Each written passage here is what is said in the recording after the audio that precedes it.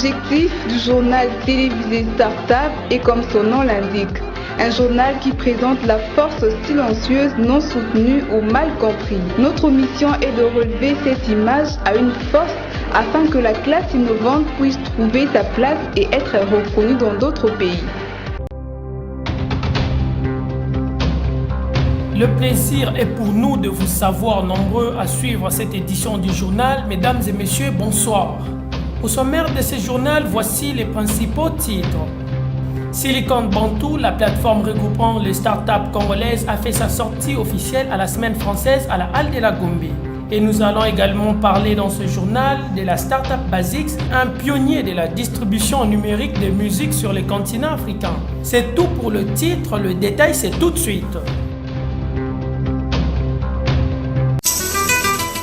Comme annoncé dans le titre, Silicon Bantu, une association de start-up RD congolaise, a fait sa sortie officielle à la semaine française le 25 mai 2017 où elle a exposé ses services à travers son stand dressé dans la Halle de la Gombe. Bâtir un écosystème favorable aux start-up, telle est l'ambition affichée par Silicon Bantu, Dixit Boni Maya. Reportage de Duc Moubaki.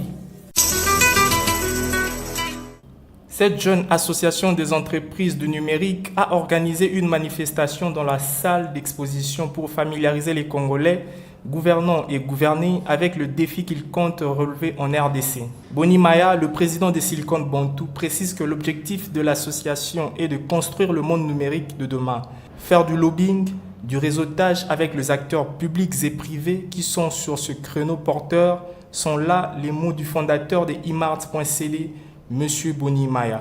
Bien avant ces mots, plusieurs experts du numérique ont exposé. Philippe Kabea de Lumumba Lab a retracé l'histoire du numérique en RDC. La première loi sur le numérique intervint en 1976, a-t-il rappelé.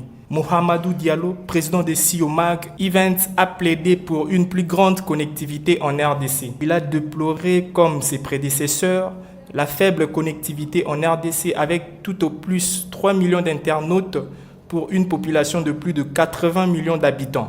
Pour Mohamedou Diallo, fondateur et directeur de la publication des CIOMAG, c'est l'Internet qui est la manne d'aujourd'hui.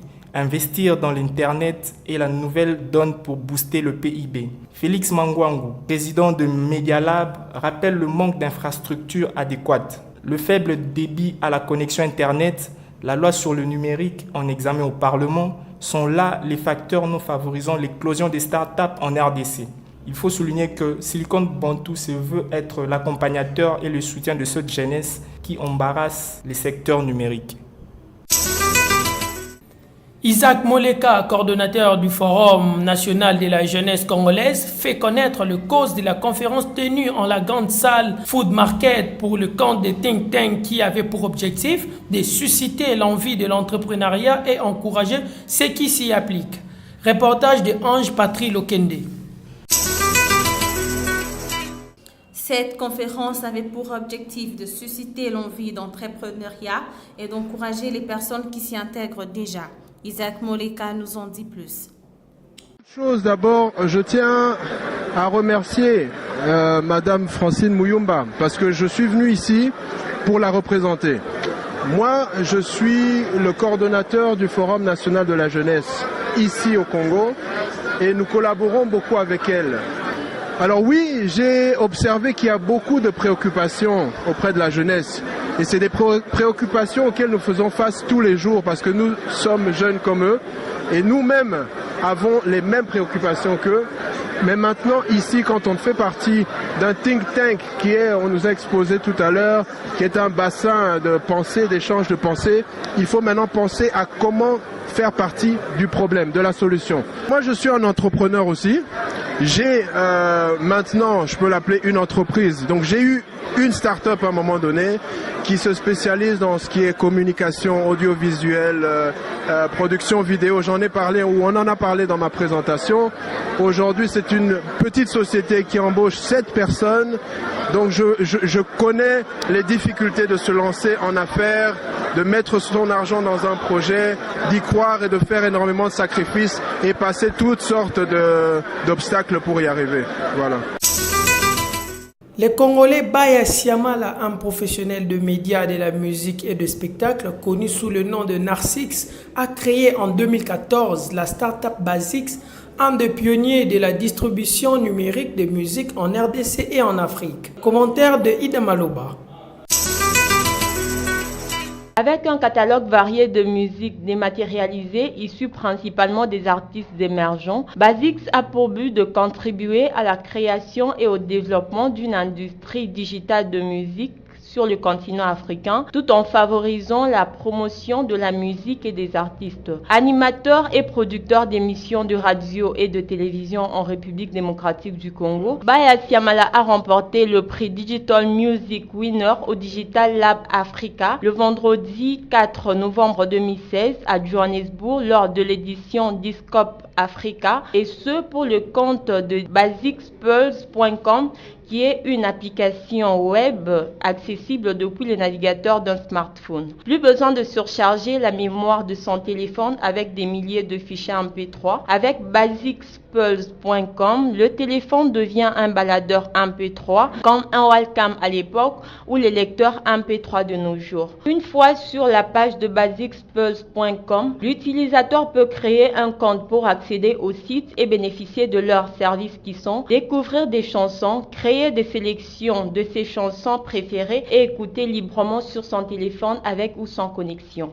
Il est aussi possible de suivre des artistes et de recevoir de ces derniers des notifications sur leurs activités et interagir ensemble. Dieudonné Kayembe, l'un des lauréats en 2016 du prix de l'innovation, a lancé depuis fin 2015 la start-up Motema Tablet, la première gamme de smartphones et de tablettes made in RD Congo. Plus de détails avec Dorcas Boula.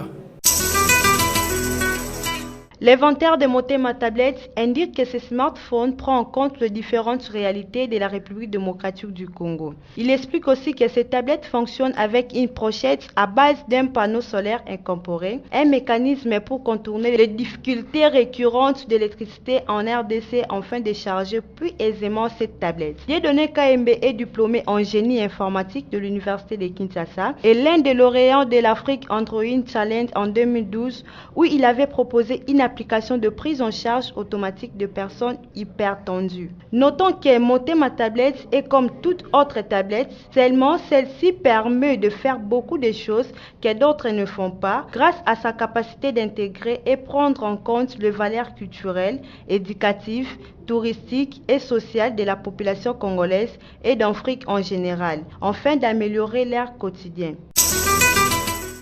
Parlons maintenant start-ups africaines. Connectés et débordant d'idées pour accélérer à la révolution numérique sur le continent, les startups africaines rencontrent un problème de finances pour réussir leurs projets. Dans nombreuses startups éparpillées dans la région, seulement quelques-unes réussissent leurs projets. Clément Kabobo en commentaire. De Casablanca à Brazzaville, elles poussent comme des champignons. L'efficience et la vigueur sont présentes. Mais les startups africaines peinent encore à transformer l'essai. Pourtant, la plupart des États du continent affirment vouloir placer l'innovation au cœur de leur stratégie de développement. En adoptant les mobiles avant même d'être équipés des grands réseaux filaires, l'Afrique pourrait, selon certains spécialistes, réaliser un bond technologique qui lui permettrait de rattraper son retard. Paul Kagame l'a même inscrit dans son projet Vision 2020, dont l'objectif est de faire du Rwanda un pays à revenu intermédiaire en soutenant la phase d'industrialisation. Il y a une réelle volonté politique, confirme Claudette Irere, directrice générale du CLAB, un incubateur consacré aux nouvelles technologies installé à Kigali. Les ministres des technologies de l'information et de la communication et le Rwanda Development Board sont très à l'écoute. Mais seuls 10% des projets aboutissent. Au Maghreb, où des stratégies nationales là aussi ont été élaborées. Maroc numérique 2020, Tunisie digital 2018, Algérie, même constat. Et la création des technopoles à Casablanca, Rabat, Sfax, Oran, etc. Censé fournir un environnement favorable aux startups, ne change rien. La situation est encore plus difficile dans le pays où le développement des startups n'est pas soutenu par l'État. Comme au Cameroun, regrette Churchill Manjemam, créateur de Njorku, un moteur de recherche spécialisé dans les offres d'emploi en Afrique. Or, sans appui extérieur, les entrepreneurs du secteur peinent à voir aboutir leurs projets. Pour Karim Si, fondateur du réseau d'Eco-Working Travail Collaboratif, Joglabs, il ne faut cependant pas se tromper des méthodes en forme des managers et non des entrepreneurs. Pour une première en RDC et dans le monde, de crédit de communication gratuite. Visitez le site www.yaofele.net. Pour y bénéficier, répondez à quelques questions. Un formulaire s'affiche devant vous, vous demandant de mettre le numéro du parrain, c'est-à-dire le numéro de la personne qui vous a parlé du site. Le numéro bénéficiaire, c'est le numéro qui recevra un forfait de crédit en premier. Astuce. Plus vous recommandez, plus vous gagnerez des crédits. Plus vous êtes parrain, plus vous gagnerez des crédits. Un produit de Ciel Corporation.